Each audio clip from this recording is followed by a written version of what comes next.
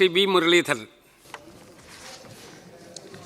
Sir, ഈ പ്രമേയത്തിൻ്റെ രണ്ടാമത്തെ paragraph സുതാര്യത ഉറപ്പാക്കാൻ എന്ന പേരിൽ എന്ന് പറയുന്ന പാരഗ്രാഫിൽ ഞാൻ ഭേദഗതി മൂവ് ചെയ്യുന്നത് FCRA ഭേദഗതി 2026 സുതാര്യതയ്ക്കും വിദേശ സംഭാവനകൾ ഫലപ്രദമായി വിനിയോഗിക്കപ്പെടുന്നുവെന്ന് ഉറപ്പാക്കുന്നതിനും വിദേശ സംഭാവനകൾ സ്വീകരിക്കുന്നതിനുള്ള യോഗ്യതാ മാനദണ്ഡങ്ങൾ കൂടുതൽ വ്യക്തമാക്കുന്നതിനും ലക്ഷ്യമിടുന്നു.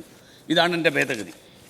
രണ്ടാമത്തെ ഭേദഗതി ഈ സ്വീകരിക്കുന്ന വിദേശ ഫണ്ടിൻ്റെ എന്ന് തുടങ്ങുന്ന നാലാമത്തെ ഖണ്ഡിക, അതിന് ഞാൻ സജസ്റ്റ് ചെയ്യുന്ന ഭേദഗതി പ്രവർത്തനരഹിതമായ NGOകൾ FCRA ലൈസൻസ് നിലനിർത്തുന്നതിന് 2 സാമ്പത്തിക വർഷങ്ങളിലായി വിദേശ സംഭാവനയായി ലഭിച്ച തുകയിൽ 10 ലക്ഷം രൂപയെങ്കിലും ചെലവഴിച്ചിരിക്കണം എന്ന മാനദണ്ഡം വിദേശ പണം രാജ്യവിരുദ്ധ പ്രവർത്തനങ്ങൾക്ക് ഉപയോഗിക്കുന്നില്ല എന്നുറപ്പാക്കും.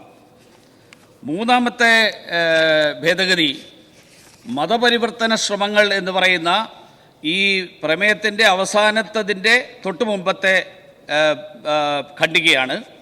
ആ ഖണ്ഡിക ഞാൻ ഭേദഗതി നിർദ്ദേശിക്കുന്നത് മതപരിവർത്തനം ലക്ഷ്യമിട്ടുള്ള പ്രവർത്തനങ്ങളെ വ്യക്തമായി ഒഴിവാക്കിയതിലൂടെ ആദിവാസി പിന്നാക്ക വിഭാഗങ്ങളുടെ അവകാശങ്ങൾ സംരക്ഷിക്കപ്പെടുന്നു എന്നുറപ്പാക്കുന്നു.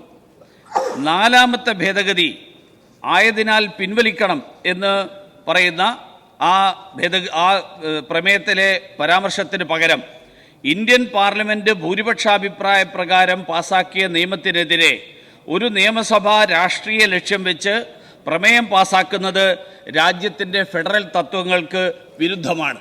ഈ 4 ഭേദഗതികൾ ഞാൻ മൂവ് ചെയ്യാം.